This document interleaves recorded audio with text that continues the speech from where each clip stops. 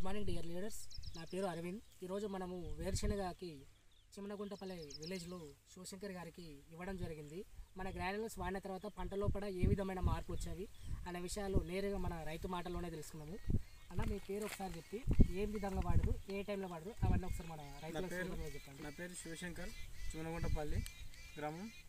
దీంట్లో ఇది వేరుశెనగ వేసేటప్పుడు పిండిలో అరుగు పిండిలో గ్రాన్యుల్స్ వాడినాం, ఓల్సీ గ్రాన్యుల్స్ వాడిన తర్వాత ఇది ఫస్ట్ సారికి పచ్చదనాన్ని మంచిగా వచ్చింది.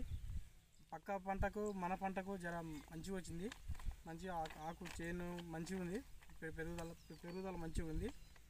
ఇంకోటి 6 రోజుల పంట, ఇది మంచిగా వచ్చింది. ఇది ప్రతి ఒక్కరు ఇది వాడాలి, ప్రతి ఒక్కరు ఈ చేను వాడాలని నేను కోరుకుంటున్నాను.